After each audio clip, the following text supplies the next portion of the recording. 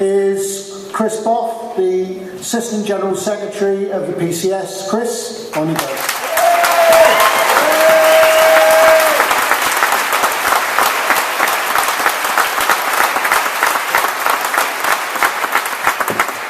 Well, thanks, Martin, and brothers and sisters. To cast your mind back 2 weeks ago, when Francis Maude, amongst others, was trying to cast doubt on the mandate of the unions by commenting on what he regarded as a low turnout. It should always be remembered, the voting system was imposed on us by Margaret Thatcher. The barrage of anti-public sector propaganda, the barrage of propaganda against trade unions, and it has to be said, Ed Miliband, since he got elected leader, largely anonymous, the one time you want him to keep his trap shut, he has to open it to denounce trade unionists for defending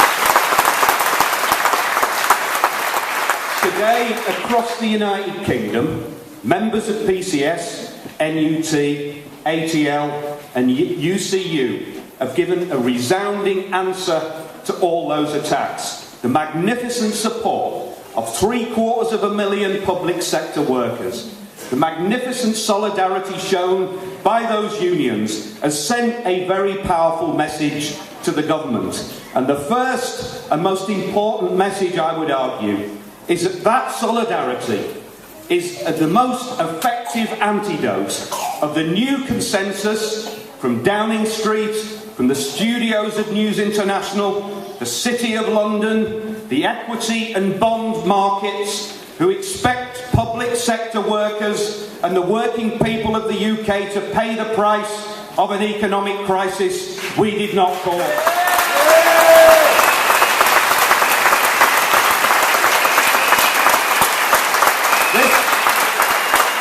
And we should never forget and use every opportunity to remind those in government and in the media that this is a crisis caused after nearly 30 years of a high-octane, so-called free market capitalism compounded by the greed and debt and reckless speculation of the banks and the financial institutions, saved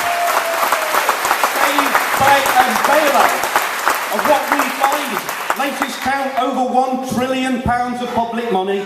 What we find was our money, and the budget deficit that created has become the pretext for finishing the job that Margaret Thatcher wasn't able to finish.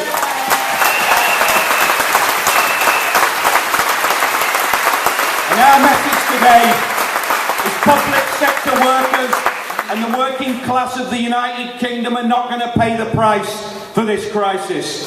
Now it should be... It's an overlooked fact that in the United Nations Declaration of Human Rights, the freedom of assembly, the freedom to organise in trade unions, and the freedom to withdraw your labour is intrinsic to the concept of democracy and human rights. And yet when trade unions have the audacity to exercise their democratic rights, they face nothing but criticism.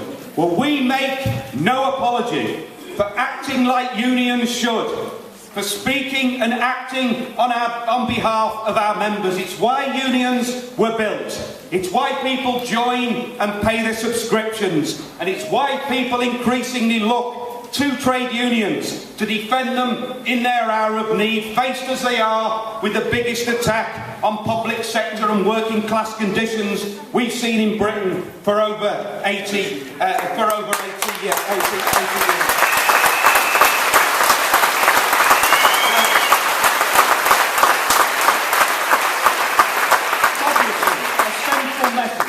Of the rallies and the message imparted by our members in supporting the campaign of action today is that we're not prepared to accept the attack on our pension rights by making us work longer for a further 6 or 8 years.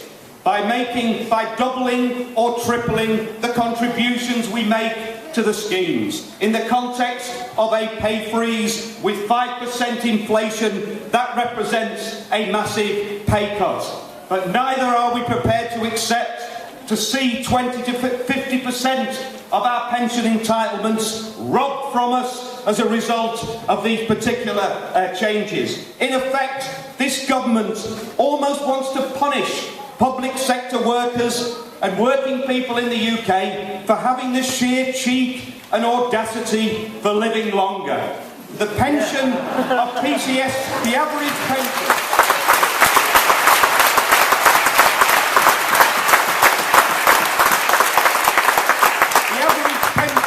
PCS member is £4,200, that's £80 a week. But as other speakers have said, we're here today to reject the government's attempt to divide public sector workers from our brothers and sisters in the private sector. It's not public sector workers or public sector unions that are responsible for many private sector workers having little or no access to decent pension provision.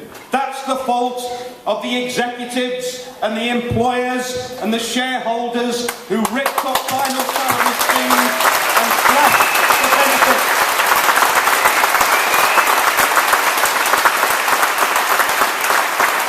The real divide is not between public and private sector workers. The real divide is, on the one hand, workers in the public and private sector on low wages and low pensions, and on the other hand, the astronomical pensions of the executives and the owners, the average count, the chief executives of the FTSE 100 companies get a £3.2 million pension as an average figure.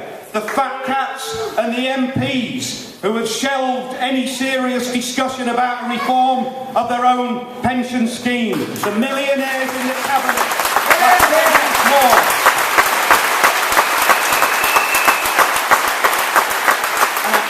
I should say it's a sign that they're starting to lose the argument.